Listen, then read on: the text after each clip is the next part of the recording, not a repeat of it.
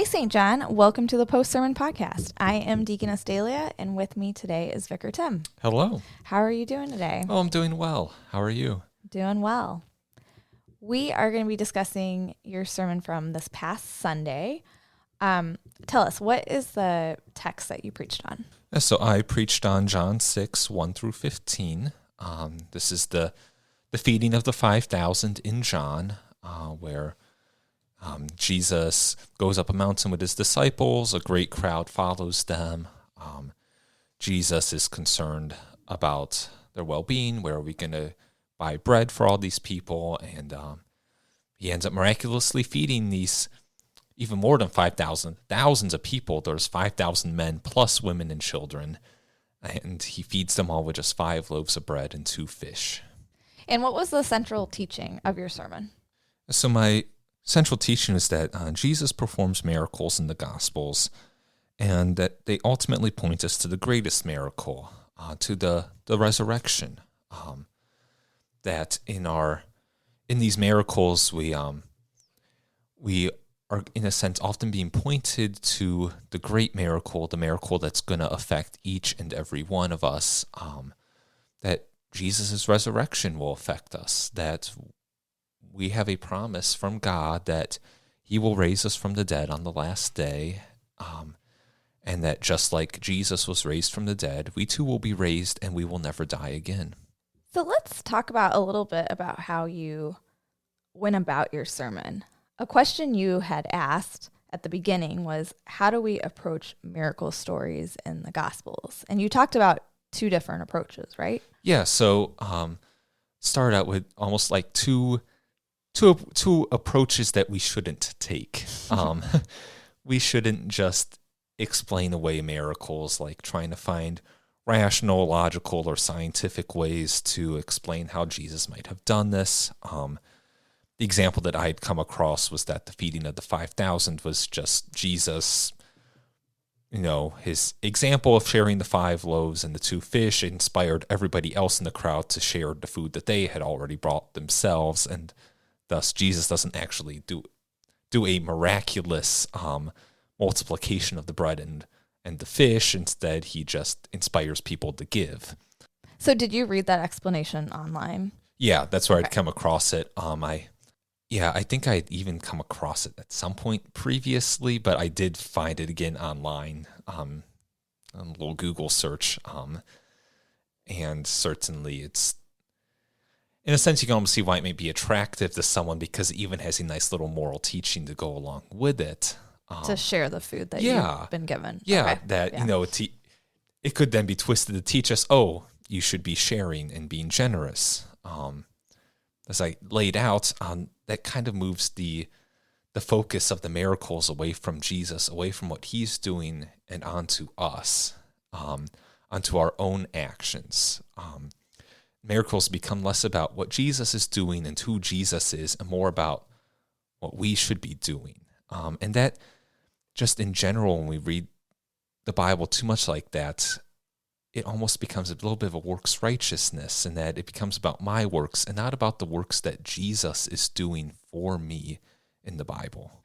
Yeah, no, I really agree with that. I think that's a huge danger, is that the focus then gets off of Jesus and his divine power and now on us and what we need to do. I also wonder, you had mentioned just how the greater purpose of these miracles are that it points to Jesus and who he is. And so in the greatest miracle that he has done for us, which is his resurrection. So would that then get us to doubt the resurrection? Like, would we, you know what I mean? Like, if we're going to be doubting the smaller miracle of Jesus, would we see Jesus' resurrection for what it really is, or maybe believe in more of a spiritual resurrection, or I don't know. Yeah, I absolutely think so. If we're going to be logical and rational and scientific about it, you can't bring someone back from the dead who's been in the tomb for 3 days. Like, there's just no scientific explanation for that. It has to be miraculous. So if you're undermining all of Jesus' other miracles, I think you are eventually going to undermine the resurrection itself. So that's the first way we can wrongly approach miracles, is we explain away them. What about the other approach to miracles? Yeah, so the other one was that we would just, I guess, kind of say, oh, it's a nice story, but it just doesn't have anything for me. That This happened for someone else a long time ago. Yeah. What does this have to do with me? Yeah, that we can just kind of ignore them or set them aside and just be like, oh, nice story, but whatever. And that feeling comes out of the fact that, well, a lot of times we don't see miracles in our own lives. And I kind of laid out ways in that, we might want or expect a miracle, or the problem, not everybody gets their daily bread. And that can cause resentment towards God. But then as I kind of laid out that, all those miracles in the Bible, they don't really permanently fix the problem, do they? People still go hungry even after Jesus feeds them. I was about to say, the feeding of the 5,000 obviously was amazing, but the people were, I'm sure, hungry the next day. Yeah, exactly. It was a temporary fix. Yeah. Yeah, they ate their fill then, but what about the next day? They're going to be hungry. The sick people, they're going to get sick again. Even when Jesus raises people from the dead in the Bible, Lazarus isn't still walking around on this earth to this day. He died again sometime. If we just look at the miracles as, well, I need a miracle in my own life, I was thinking in some sense it's kind of forgetting that the miracles don't fix the problem permanently. Yeah, so miracles don't fix the problem permanently. And I know you got a little bit into this at the beginning. So then how does Jesus fix the problem permanently? Well, he fixes the problem by rising from the dead. That his resurrection is a resurrection where he doesn't die again. He ascends into heaven. He's still there. His body, he's still living in heaven. And one day he's going to return. He's going to raise us up from the grave. And that's the miracle that will ultimately fix everything, because we'll be dwelling with him in a new creation, and there will be no more need for miracles, no more little fixes, because everything's been fixed. There's going to be no more hunger, no more pain, no more suffering, no more death in the new creation. Everything's going to be as it should be. And so the miracles in the Bible, they help point us to that ultimate great miracle, and that's the miracle that we will experience. Yeah, I like that. Jesus' miracles are a small glimpse into what the new creation will be. Yeah. As well, right? Like he's, we see him temporarily fixing hunger in that one, or he, heals a blind man or raises one man from the dead. And we get just like a little glimpse, just like we get a foretaste of the new creation in communion as well, right? Yeah. And so in that way, right, like the miracles that we read about in the New Testament, like they are for us, like they may not be happening now in present day, fixing our problems like the way we want to, but ultimately, yes, like these are for us, right? Yeah. Found through Jesus. And just like you said, yeah, Jesus rose from the dead, and then because we have been united to him in our baptisms, that means we're going to rise too one day. Yeah. And that all of that will be given to us in the new creation. Yeah, absolutely. And something else I really like that I guess two things you mentioned. You mentioned how the resurrection is miracle number 8, right? And why is that significant? That's number 8. Yeah, because, 7 days of creation. And so sometimes the number 8 is often associated with the new creation, going beyond the original creation. So the resurrection points us ahead to our own resurrection on the last day, pointing us ahead to the new creation. And I am curious, and I'll bet you there's other people that were curious as well in your sermon. What was miracle number 9? Miracle number 9 is the miraculous catch of fish after Jesus' resurrection. That's right, yeah. And then, okay, one other thing I really liked about your sermon was you talked about picturing the gospel writers as florists that are carefully arranging flowers, and they're like putting together their gospels into this beautiful, intentional arrangement. That's really cool. Had you read that somewhere, or had you thought of that? It was something. It kind of come to mind. It was there was another image that had kind of been suggested to me that was along a similar lines, but then as I was thinking about more, I thought the florist imagery I thought really, really worked well, and it's a very visual one, and it is a very intentional thing. You know, flowers aren't just arranged haphazardly; they're intentionally placed. So too, the Gospels aren't just being arranged haphazardly, or even in some cases, they're not even being arranged strictly chronologically.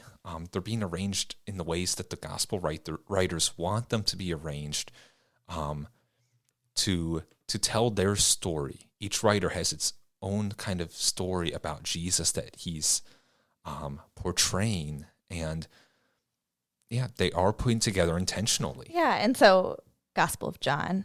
So John is intentionally doing this. And I mean, I think with the numbers is a great example of that. Yeah, that doesn't seem accidental. Yeah. Yeah, because you get different, I mean, sure, a lot of the miracles you'll see in the different Gospels, but then there are some aren't mentioned, or other,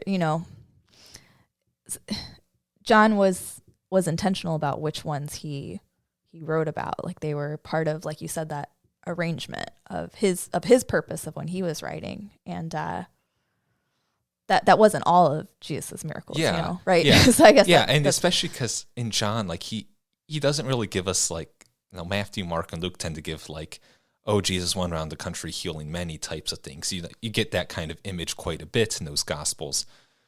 John basically just tells the miracle stories that he tells, and he never really details any other things, or only, I think only once he really will mention, oh yeah, Jesus was healing a bunch of people. Otherwise, he just gives the miracles that he wants to include and doesn't give the kind of sweeping, generic types of, Jesus healing people the way the other Gospels tend to do. Yeah, no, I think that is really interesting. And I love the Gospel of John. And so I love what you're saying, and just John's intention and his purpose there is going to be different than Matthew, Mark, and Luke. Yeah. Something else I wanted to bring up was, you look at the lectionary for that past Sunday, and the reading we had in the Old Testament goes together really well with the gospel, right? Yes.